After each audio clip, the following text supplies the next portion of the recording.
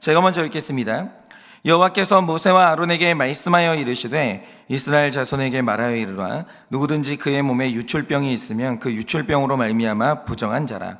그의 유출병으로 말미암아 부정함이 이러하니 곧 그의 몸에서 흘러나오든지 그의 몸에서 흘러나오는 것이 막혔든지 부정한즉 유출병이 있는 자가 눕는 침상은 다 부정하고 그가 앉았던 자리도 다 부정하니 그의 침상에 접촉하는 자는 그의 옷을 빨고 물로 몸을 씻을 것이며 저녁까지 부정하리라.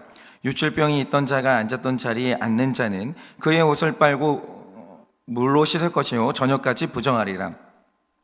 유출병이 있는 자의 몸에 접촉하는 자는 그의 옷을 빨고 물로 몸을 씻을 것이며 저녁까지 부정하리라. 유출병이 있는 자가 정한 자에게 침을 뱉으면 정한 자는 그의 옷을 빨고 물로 몸을 씻을 것이며 저녁까지 부정하리라. 유출병이 있는 자가 탔던 안장은 다 부정하며 그의 몸 아래에 닿았던 것에 접촉한 자는 다 저녁까지 부정하며 그런 것을 옮기는 자는 그의 옷을 빨고 물로 몸을 씻을 것이며 저녁까지 부정하리라. 유출병이 있는 자가 물로 그의 손을 씻지 아니하고 아무든지 만지면 그 자는 그의 옷을 빨고 물로 몸을 씻을 것이며 저녁까지 부정하리라. 유출병이 있는 자가 만진 질그릇은 깨뜨리고 나무 그릇은 다 물로 씻을지니라.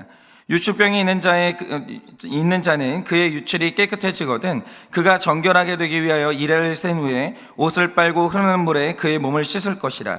그리하면 그가 정하리니 여덟째 날에 산비둘기 2마리나 집비둘기 새끼 2마리를 자기를 위하여 가져다가 회막문 여호와 앞으로 가서 제사장에게 줄 것이요 제사장은 그 한 마리는 속죄제로 다른 한 마리는 번제로 드려 그의 유출병으로 말미암아 여호와 앞에서 속죄할지니라. 설정한 자는 전신을 물로 씻을 것이며 저녁까지 부정하리라. 정수가 묻은 모든 옷과 가죽은 물에 빨 것이며 저녁까지 부정하리라. 다 같이 읽겠습니다. 남녀가 동침하여 설정하였든 둘 다 물로 몸을 씻을 것이며 저녁까지 부정하리라. 아멘. 기도하겠습니다. 주님, 계속해서 이 레위기 말씀을 통해 하나님과 하나가 될 수 없는, 그리고 사람과 사람 사이에 하나가 되지 못하게 만드는 이 부정함에 대해서 오늘도 묵상을 하고 있습니다. 주님, 오늘은 주님께서 우리에게 명하시는 바 가장 어려운 주제를 또 묵상을 하고자 합니다. 주님, 오늘도 우리에게 이 아침에 말씀하여 주시고 우리가 성령으로 말미암아 깨끗하여질 수 있도록 성령 하나님 우리에게 힘을 더하여 주시옵소서. 우리 힘으로는 할 수 없습니다. 우리의 능으로도 할 수 없습니다. 오직 하나님만 우리를 깨끗하게 하실 수 있사오니 주여 오늘도 우리를 도와주시옵소서. 오늘도 이 아침에 말씀하시면 잘 듣겠습니다. 말씀하여 주시옵소서. 예수님의 이름으로 기도드립니다. 아멘. 네, 여러분이 오늘 말씀을 보시면 2절 말씀처럼 이 남성의 유출병에 대해서 얘기를 하고 있습니다. 그런데 이제 성경이 말하는 이 유출병이 얼마나 심각하냐면요, 일단 한 남자의 몸에서 유출병이 발생하면 즉시 부정하다고 선언이 되는데, 문제는 자신만 부정해지는 게 아니라 유출병이 있는 사람이 접촉한 모든 물건이 부정해지는데, 4절 말씀처럼 환자가 침상에 누우면 침상이 부정한데, 5절 말씀처럼 부정한 침상에 접촉한 다른 사람까지도 부정해지는 거예요. 그럼 이제 오늘 이 말씀은 특별히 남자들에게 해주시는 말씀인데, 오늘 성경이 남성의 유출병을 이렇게 부정하게 보는 이유가 뭐냐라는 거죠.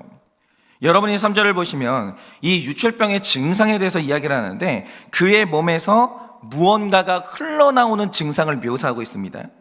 근데 이걸 좀 봐야 돼요. 여기서 몸이라는 거죠. 그의 몸에서 뭔가가 흘러나오는데, 그럼 몸 중에 어디에서 뭐가 흘러나오냐 이거죠. 여기서 이 몸이라는 히브리어가 바사르라는 단어인데, 이게 뜻이 굉장히 광범위해요. 그래서 이제 예전에는 학자들 사이에 이 몸이 정확히 어느 부위를 말하는 건지 약간 논쟁이 있었거든요. 그런데 지금은 이견 없이 이제 통일된 해석이 있습니다. 여러분이 내일 본문이죠. 19절을 보면 오늘은 남성의 유출병에 대해서 얘기하지만 내일은 여성의 유출병에 대해서 기록을 하는데, 여기에서도 동일하게 바사르라는 단어가 나옵니다. 그런데 여성의 몸에서 출혈이 발생하는 그 부위가 어디냐라는 거예요. 내일은 여성의 이제 출혈을 말하는데, 이 바사르, 몸은 분명히 여성의 성기를 말하는 게 분명하거든요. 따라서 오늘 본문에서 남성의 몸이라고 할 때 그건 역시 남성의 성기를 뜻하는 게 분명하다라는 거죠. 그런데 이 남성의 성기에서 뭔가가 흘러나오는 증상이 있는데 동시에 막히는 현상도 일어납니다. 그러면 이게 이제 무슨 병이냐라고 할 때 모든 학자들이 이제 동의하는 질병이 딱 하나 있는데 그걸 바로 성병 중에 하나인 임질로 보는 거예요. 그러니까 오늘 말씀은 남성의 유출병에 대해서 이야기를 하는데 이건 단순히 남성의 유출되는 이 현상이 부정하다 이게 아니라 남성들이 가지고 있는 이 성적인 음란함 혹은 성적인 문란함, 성적인 타락, 오늘 지금 이것을 향해서 부정하다라고 얘기하는 거예요. 그러니까 우리가 이제 사람의 죄패를 말할 때 이 죄패 중에서는요 각자 개인의 특징에서 오는 독특한 나의 죄패가 있어요. 그런데 동시에 남성과 여성이 각자의 성별에 따라서 보편적으로 가지는 성별의 죄패가 또 따로 있거든요. 그런데 대부분의 남성들이 가지고 있는 이 보편적인 죄패가 뭐냐라고 하면 그게 바로 게으름과 음란함이에요. 그래서 오늘은 이 음란의 문제가 우리의 삶에 얼마나 심각한 부정을 가져온지, 오늘 이 본문이 얼마나 중요한 본문인지 오늘 우리가 이것을 좀 묵상을 하고자 합니다. 일단 제가 이거 먼저 말씀을 드려볼게요. 2006년에 이제 미국의 통계를 보면 재밌죠. 썬텐방이라는 게 있어요. 여기가 뭐 하는 곳이냐면 조그만 방인데 여기 들어가면 이제 관짝처럼 이게 직사각형의 이제 뭐 세로는 길고 가로는 짧은 이 관처럼 생긴 이제 그 어떤 통이 있다라는 거죠. 근데 사람이 여기를 들어가면 자외선이라는 빛이 나와요. 그래서 여기서 백인들이요 까맣게 자기 살을 태우는 거예요. 왜냐하면 미국에서는요 피부가 흰색이라고 하면 굉장히 이게 없어 보이는 색이에요. 그러니까 한마디로 이제 좀 핫하지 않는 거죠. 별로 멋이 없어요. 그래서 미국인들은요 살갗이 약간 타가지고 초콜릿빛이 나는 걸 굉장히 건강하게 생각하고 섹시하게 생각을 해요. 그래서 일주일에 두세 번씩 가가지고 일부러 자기 몸을 태우는 사람들이 있다는 거죠. 그런데 이게 피부에 굉장히 해로워요. 왜냐하면 이 자외선을 집중적으로 쐬기 때문에 피부암이 발생하는 거예요. 그런데 여러분 이렇게 피부암으로 이 선텐방 때문인지는 모르겠는데 피부암으로 1년에 죽는 사람이 6만 명이에요. 6만 명 무려. 그래서 18세 이하에 사는 젊은이는요 너무 위험하기 때문에 이 선텐방을 금지하는데 그럼에도 불구하고 거기를 가요. 이 이유는 뭐냐면 피부암이 생겨서 죽을 수도 있다 분명히 경고하고 있거든요. 그런데 그 두려움보다는 남성들에게 섹스 어필하고 싶다, 인기를 끌고 싶다, 이 욕망을 참을 수가 없는 거예요. 그래서 너무 위험한데 죽을 수도 있는 위험을 감수하고 거기 가서 자기 몸을 태우는 거죠. 근데 정말 위험한 게 뭐냐면 이게 우리가 삶을 살아가는 이 위험성이에요. 그러니까 저 자신을 봐도 그런데 이게 뭐냐면 우리가 삶을 살아가면서요 작두를 타는 것처럼 진짜 위험한 경계를 왔다 갔다 할 때가 너무 많다는 거죠. 예를 들어서 사람이 뇌물을 받는다고요. 그 뇌물 몇 푼 받잖아요. 그러니까 내 인생의 직장이 날아가는 거예요. 근데 이상하죠. 그 순간에 욕심을 참지 못해가지고 뇌물을 받으면서 가슴 졸이면서 작두를 타고 살아가요. 그게 우리 인생이라는 거죠. 그러니까 나의 삶에 어떤 피해가 초래될지에 대한 염려가 굉장히 줄어들고 지금 당장의 쾌락에 이제 관심을 갖고 추구하는 그런 삶을 살아가는 게 사람의 모습이라는 거죠.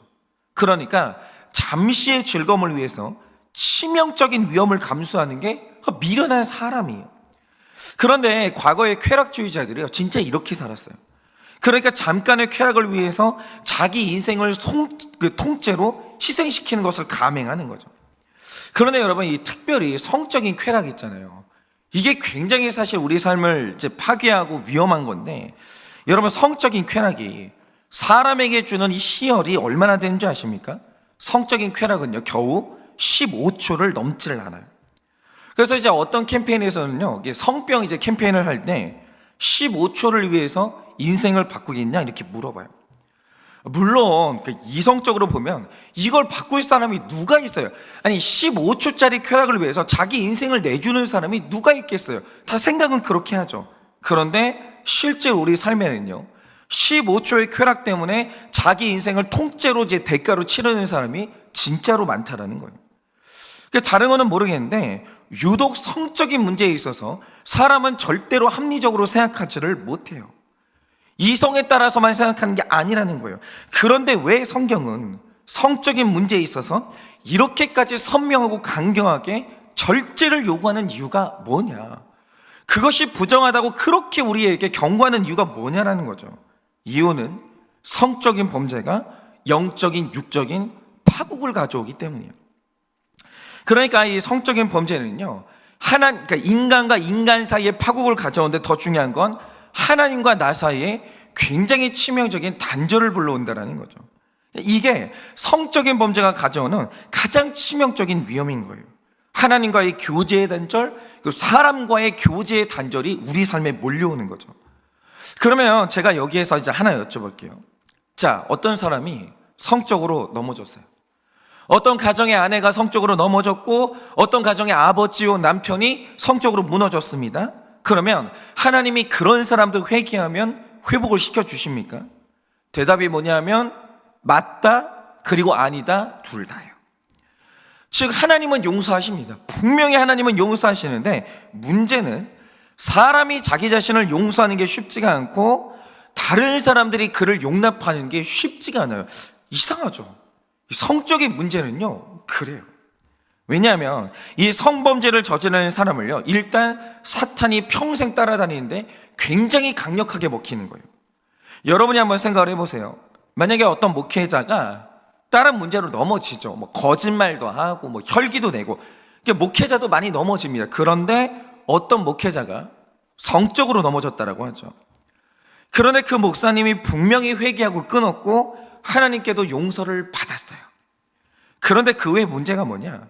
사탄이 그에게 올무를 걸고 그의 설교를 듣는 모든 사람들의 머릿속에 올무를 걸어버리는 거예요. 그렇게 마음에 신뢰를 못하게 만들고요, 자꾸 그 목사님이 설교할 때마다 그 사람이 저질렀던 성적인 범죄가 이미지화되는 거예요. 저 사람이 저렇게 설교를 하는데 뒤에서 안 보이는 곳에서 어떤 짓을 저질렀는가, 마음이 있잖아요, 계속 비난을 하게 되는 거예요. 실제로 제가 이제 돈 문제가 있었던 교회에 있어 봤거든요. 그런데 돈 문제는요 진짜 어렵긴 하지만, 너무 어렵기는 하지만 회개하고 신뢰를 쌓는 기간이 있으면 목회가 다시 회복될 수는 있어요. 그런데 여러분에게 제가 하나 여쭤볼게요. 만약에 제가 날마다 이제 거룩을 외치고 이렇게 여러분들에게 죄에 대해서 말하는 제가 부적절한 성범죄를 저질렀어요. 그래서 이제 여러분 앞에 진실하게 회개도 하고 무릎 꿇고 사과도 했습니다. 그리고 여러분들도 저를 용서를 했어요. 그런데 그 후에도 아무리 우리가 서로를 용서했다고 하지만 제가 설교하면 아무렇지도 않게 그 설교를 들을 수 있겠습니까? 이상한 게 뭐냐면 성적인 죄는요 이게 쉽지를 않아요. 잊혀지지를 않아요. 그러니까 이 성적인 죄는요 한번 접촉하여 넘어지는 순간 내가 닿는 모든 사람이 전부 다 부정해진다는 거예요. 그러니까 제가 예전에도 말씀드렸지만 어떤 자매가 이제 구속사를 아는 자매가 저희 교회 자매는 아닙니다. 이 구속사를 아는 자매가 이제 어떤 남자친구와 이제 결혼을 하기 전에 남자친구가 성매매를 했다는 사실을 알게 된 거예요. 그런데 이분도 이제 구속사를 아는 분이라 남자친구가 진실하게 회개를 하니까 용서를 했어요. 자기는 이걸 감당할 수 있을 줄 알았습니다. 그래서 이 자매가 그 남자랑 결혼했는데 문제는 뭐냐? 자려고 옆에 딱 눕잖아요. 더럽더라는 거예요. 분명히 용서했어요. 분명히 잊어주려고 노력도 해요. 이 남자친구가 진짜 회개한 거 알아요. 아는데 문제는 뭐냐? 그냥 더럽게 느껴지는 거예요. 그리고 어느 날 갑자기 울컥하고 올라오는 게 있더니 자고에 있는 이 남편의 뺨을 때렸다라는 거예요. 그리고 깨달은 게 뭐냐? 이게 쉽지가 않은 문제구나. 내가 용서하고 싶다고 잊고 싶다고 해서 잊혀지는 문제가 아니구나. 이걸 그때 알게 됐다는 거죠. 그러니까 이 성적인 죄는 사탄이 너무 강력하게 걸고 넘어지기 때문에 자신과 타인의 조롱이 끊어지지를 않는 거예요. 이게 잘 안 돼요. 그래서 성적인 타락으로 교회나 이 세상을 한번 시끄럽게 만드는 사람은요 다시는 예전의 지도력을 회복하지를 못해요. 그게 그냥 불가능에 가깝습니다. 근데 문제는 뭐냐면 이걸 누가 이렇게 만들었냐? 이거 자기 자신이 초래한 일이에요. 그만큼 성범죄는요 폭발력이 굉장한 거예요. 여러분, 성적인 죄는요 우리 삶에서 소중한 것들을 파괴하는 거예요.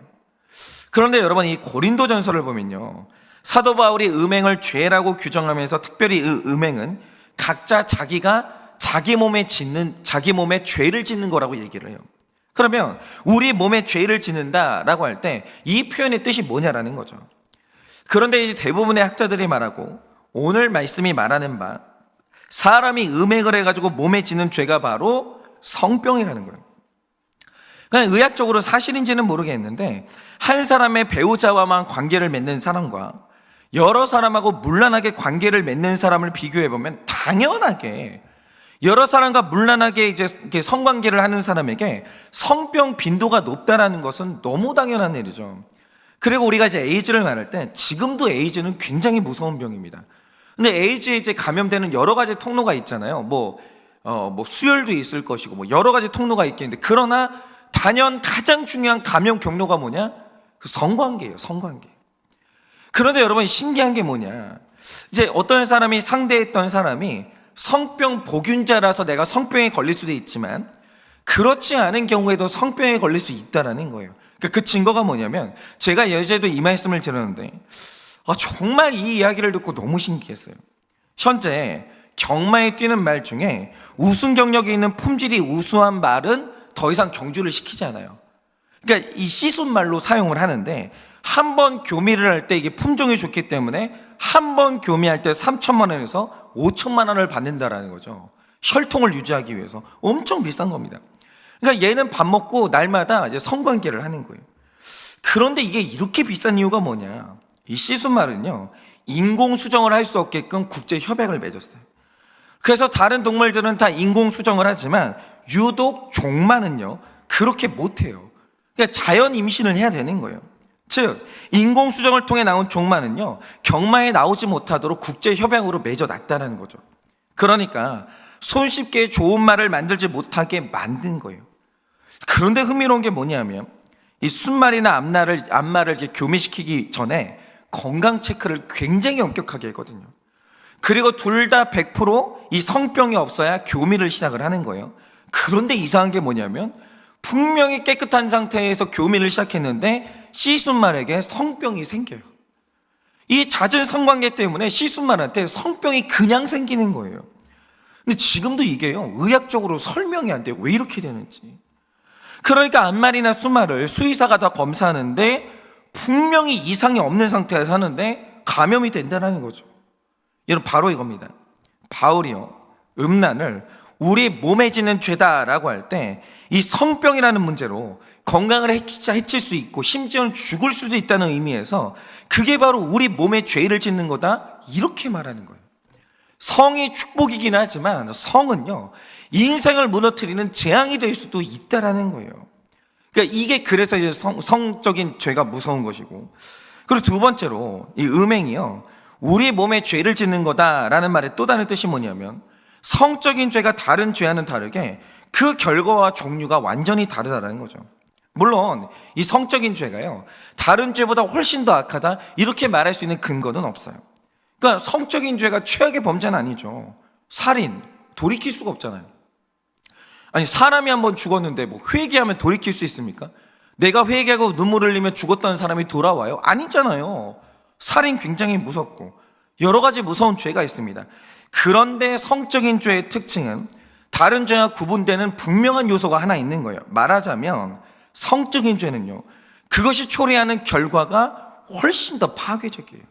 특별히 가장 중요한 관계인 부부관계나 가족 간의 관계를 파괴하기 시작합니다. 그러니까 하나님이 음행에 있어서 이것을요 가정을 파괴하기 때문에 특별히 하나님이 음행을 미워하시는 거예요. 그러니까 이 신학자인 브루스가 뭐라고 했냐면 다른 죄는 그 죄를 중단하기만 하면 그 죄의 파괴성에서 벗어날 수 있어요. 그런데 성적인 죄는요 한 번 넘어진다? 배우자와 자녀들이요 그 상처에서 쉽게 벗어나는 게 너무너무 어려워요. 예를 들어서 이 도박은요 심각한 범죄죠. 저도 알아요. 도박이요 엄청 무서운 죄입니다. 그런데 만약에 끊어냈다? 그러면 그 피해를 복구하는 게 어느 정도는 가능해요. 그런데 이 성적인 죄는요 한 번 내가 넘어진다 그러면 거기서 초래되는 결과여서 쉽게 회복이 잘 안 돼요. 그게 너무 어려워요. 자녀들도 상처를 입고 본인도 사회적인 모든 지위를 잃어버리고 그렇게 비난을 받아요. 그러니까 성적인 죄는요 특별히 수치를 동반합니다. 굉장히 비난을 받아요. 그런데 이 무서운 결과 때문에 바울이요 다른 죄와 음란의 죄를 구분하려고 이건 몸에 짓는 죄다 이거 무서운 죄다. 이렇게 말을 하는 거예요. 그러니까 우리가 음란의 유혹을 받을 때요, 기억해야 되는 게 있어요. 이게 뭐 지금 내가 너무 막 유혹이 돼가지고 정말 이게 내 욕구를 참을 수 없어가지고 정말 강력한 유혹을 느끼기는 하는데 여러분이 생각하는 것보다 결과가 어마어마해요. 그리고 성적인 죄를 한번 짓게 되면요, 이미 이성이 마비됐기 때문에 숨길 수 있냐? 안 돼요. 그게 안 되는 거예요. 드러날 수밖에 없는데 이 다가오는 결과가 어마어마하다라는 거죠. 회복이 안 되는 결과를 초래하는 거예요. 그러니까 이 부부간의 이 성적인 이 관계에서 신뢰가 깨지면요, 이게 회복되는 게 굉장히 어렵습니다. 사람은요, 이 기억의 존재이기 때문에 이 기억을 지우지 않는 한 그 문제에서 자유할 수는 없는 거예요.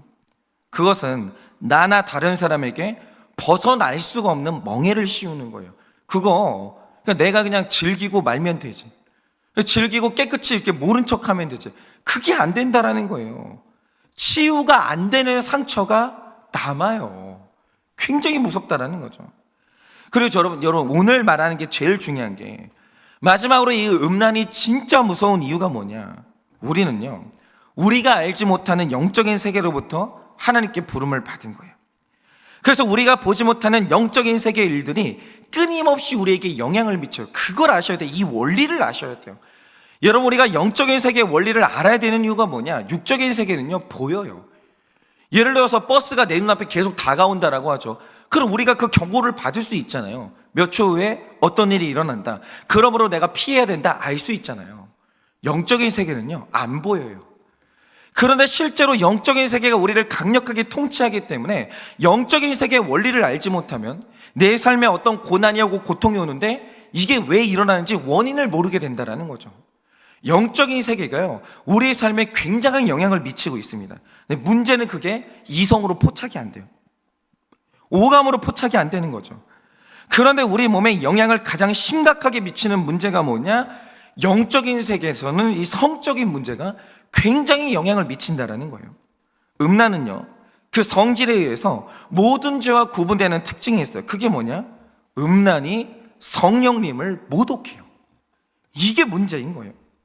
음란은요, 성령으로 보존되어야 될 몸을 창녀와 교접함으로써 성령님을 모독하게 되는 결과가 일어나는 거예요.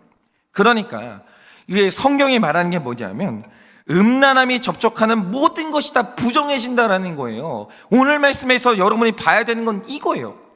접촉하는 모든 것이 다 부정해집니다. 심지어 어디까지 부정해지냐면 성령님이 거하시는 그 마음까지 더럽혀지는 거예요. 신자가 음란을 저지르고 양심의 가책을 가지지 않을 수 있겠습니까? 그럴 수는 없겠죠. 자기를 정죄하는 목소리가 끊이질 않는 거예요. 그러니까 하나님 앞에서 우리를 가장 비참하고 더럽게 만드는 게 누구냐? 우리 자신이라는 거죠. 그러니까 저도 남자이기 때문에 이 설교를 듣는 이 남성분들이 이 문제에 있어서 굉장히 괴로워요. 굉장히. 근데 이거를 변명할 수가 없는 이유가 뭐냐면, 이렇게 만든 사람이 누구냐? 내 자신인 거예요. 그래서 이 성적인 범죄는요, 필연적으로 너무 괴롭기 때문에 나중에는 회피로 가게 됩니다. 그리고 일어난 일이 뭐냐? 영적인 무관심과 둔감함을 초래해요. 그러니까 그 괴로움을 해결하는 두 가지 방법이 있는데, 하나는 직면하고 회개하고 대가를 치르든지, 그게 아니면 회피하고 하나님을 떠나야 되는 거예요. 그거 아니면 이제 방법이 없는데, 성적인 죄는 둘 중에 하나를 하게 만드는 거예요. 하나님을 떠나게 만드는지 하나님께 더 가까이 가게 만드는지, 둘 중 하나가 아니면 방법이 없는 거죠. 그러면서 이 영적인 교통을 서서히 멀어지게 만들다가 예수님으로부터 떨어지게 만드는 거예요. 여러분, 그런데 이게 얼마나 무서운지 아세요? 지금 여러분들이 삶을 살아가는 가운데 여러 가지 성취가 있죠. 가정의 평안함이 있죠. 그게 전부 다 여러분의 인격적인 힘 같으세요? 여러분 노력의 결과 같으세요? 절대로 아니에요. 여러분, 무디가 어느 날 이 성령의 충만함을 경험하게 됩니다.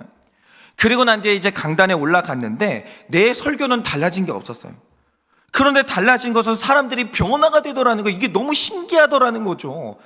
내 설교는 달라진 게 없었어. 똑같아요, 나는. 근데 성령 받기 전에는 아무리 열심히 해도 사람이 변하지를 않았는데, 성령 받은 후에 설교를 하는데 사람이 변하는 거예요. 여러분, 설교는 똑같은데 놀라운 변화가 일어나는 거죠. 그러니까 이 사람이 부흥사로 쓰임받았던 이유는 뭐냐면 내 노력, 내 스킬이 아니라 내 안에 계신 성령님이라고 했어요. 성령님이 우리 안에서 뜨겁게 역사하시면 그런 일들이 일어나는 거예요. 여러분, 만약에 여러분의 가정이 평화롭다라고 하죠. 여러분의 가정이 정말 하나님 앞에서 예수 믿고 살아간다라고 해요. 여러분의 교육의 결과일까요? 여러분의 노력의 결과일까요? 여러분의 인격의 힘일까요? 절대로 아니에요. 그 가정을 성령님이 붙들고 계시는 거예요. 만약에 오늘 하루라도 여러분 성령님이 여러분 인생을 놔보세요. 어떤 일이 일어나나 내 가정에, 내 인생에 통제가 안 되는 문제들이 뻑뻑뻑 일어나는 거예요. 얼마나 힘든데요. 그런데 우리가 이 성적인 죄를 범할 때 성령님이 그 사역을 멈춰버리시는 거예요. 왜냐? 성령님이 모독을 받았거든요. 성적인 죄는요, 이게 무서워요. 성령님이 우리 안에서 일하실 수가 없는 거예요. 예를 들면 이런 거예요. 여러분, 반딧불을 보면 분명히 반짝이는 불이 있죠. 반짝반짝해요. 그런데 그것으로 불을 붙일 수 있냐? 못 붙여요. 그런데 성령을 잃어버린 사람의 상태가 이렇다라는 거죠. 그는 여전히 똑똑해요. 그는 여전히 열심히 일합니다. 그는 여전히 도덕적으로 살아가요. 근데 불이 안 붙는 거예요. 능력이 없는 거예요. 도우심이 없는 거죠. 우리 삶이 이렇게 될 수 있다라는 거예요. 여러분, 음란의 죄는요, 성령의 힘을 잃어버리게 만들고 우리 삶을 영적으로 무기력하게 만드는 거예요. 그러므로 음란은요, 영적으로 파괴적인 결과를 불러오는 거예요. 여러분, 죄를 토해내고 성령의 충만을 받으려면 무엇보다도 내 삶, 은밀한 내 삶을 여러분 뒤돌아 봐야 되는 거예요. 여러분, 여기에서 우리가 자유하지 못하면요, 실패하는 성도가 되는 거예요. 성령님이 나와 함께 하시지 않으면 그걸로 끝나는 거예요. 여러분, 성경이요, 우리 보고 순결하고 음란하고 싸우라고 강력하게 명령을 합니다. 그런데 우리가 이 성경의 명령을 접할 때 다음과 같은 사실을 반드시 기억해야 돼요. 하나님은 우리에게 뭔가를 명할 때 그것을 가능하게 하는 힘을 준다라는 거예요. 넘어질 수 있죠. 그러나 우리가 순종하고자 하는 마음만 먹어도 성령님이 우리에게 힘을 주시는 거예요. 하나님이 우리를 부르실 때는 그것을 가능하게 하시는 은사도 주시고 공동체도 허락해 주시는 거예요. 그런데 우리가 또 잊지 말아야 될 건, 우리 힘으로는 이 문제는 절대로 넘어설 수가 없어요. 나 혼자서는 절대로 안 되는 거예요. 여러분, 지금 바울이 살았던 시대는요, 우리 시대와 같은 유혹은 없었어요. 신약 시대가 그랬다라는 거죠. 지금이 역사상 음란의 공격이 가장 심해요. 가장 심합니다. 그러나 성경의 인물들이 살았던 시대도 마찬가지로 음란했던 것은 똑같았어요. 축적제도가 합법이었고 매춘이 종교의 이름으로 행해지던 때요. 그러니까 이 시대 사람들이 임질에 걸리는 거예요. 그러니까 이 시대의 남자들이 성병에 걸리는 거예요. 그런데 이때 기독교는 순결을 외쳤다라는 거죠. 너희가 그래야 산다. 성행위를 하지 말라는 게 아니에요. 경계 안에서라는 거죠. 하나님이 허락하신 그 안에서 하면 여러분 정말 이게 축복이 된다는 거예요. 그러나 그러기에 우리가 너무 나약한 존재라는 것을 인정을 해야 되는 거예요. 그러므로 오늘 우리가 하루를 살아가실 때 여러분 이 성적인 죄는요, 반드시 해결하셔야 됩니다. 반드시 공동체에 나누시고, 이게 뭐 이렇게 만천하에 나누라는 것은 아니에요. 여러분 혼자서 끊을 수가 없고 여러분 혼자서 해결할 수가 없기 때문에 믿을 수 있는 이 공동체의 몇몇 사람들에게 오픈을 하면서 도움을 청하셔야 돼요. 그리고 회개할 수 있는 방법을 교회 지도자와 함께 여러분들이 이제 상의를 하셔야 됩니다. 그리고 마침내는 끊어내고 회개하고 해결을 하셔야 돼요. 그리고 여러분이 당해야 되는, 치러야 되는 대가가 있다라고 한다면 그 대가를 치러내셔야 됩니다. 어쨌든 해결하셔야 돼요. 그렇지 않으면 성령님께서 여러분을 도우실 수가 없는 거예요. 그러므로 오늘 하루 끊을 것은 끊고 또 오픈할 것은 오픈하고 적용할 것은 적용하고 치러야 될 대가는 다 치르셔서 거룩함을 회복하시고 성령의 충만함도 회복하시는 여러분 되시기를 예수님의 이름으로 축원을 드립니다. 이 시간에 제가 기도하고 축도함으로 예배를 마치겠습니다. 기도하겠습니다. 하나님, 우리 삶에 안 되는 문제들이 있습니다. 특별히 이 시대를 살아가는 우리의 괴로움이 무엇이겠습니까? 주님, 유혹이 너무 강력합니다. 유혹이 너무 강력합니다. 우리는 오늘 또 넘어지고, 아니 지금까지 넘어져 왔습니다. 이 죄책감이 나를 너무나도 괴롭게 만듭니다. 얼마나 괴롭습니까? 주님, 정말 우리가 이 괴로움이 있을 때 혼자 괴로워하다가 회피하면서 주님을 떠나지 말게 하여 주시고, 정말 믿을 수 있는 공동체에 함께 오픈하고 함께 눈물로 기도하면서 끊어내고 대가를 치르고 다시 우리가 깨끗함을 회복하기를 원하오니, 주여 정말 이 성적인 죄로 훼손된 모든 가정들을 주님께서 지켜 보호하여 주시고 회복시켜 주시고 서로 간에 용서가 임하게 하여 주셔서 성령 하나님의 능력 안에서 우리 모두가 다시 깨끗함을 회복할 수 있도록 주님이 은혜를 허락하여 주시옵소서. 지금은 우리 주 예수 그리스도의 은혜와 하나님 아버지의 그 크신 사랑과 성령님의 위로하시고 교통하여 주시는 그 역사하심이 오늘도 우리 삶 가운데 성령님께 의지함으로 말미암아 이 무서운 성적인 죄를 이겨낼 수 있도록 그것을 간절히 바라는 우리 모든 성도님들의 머리 위에 지금으로부터 영원 무궁토록 함께 있을지어다. 아멘.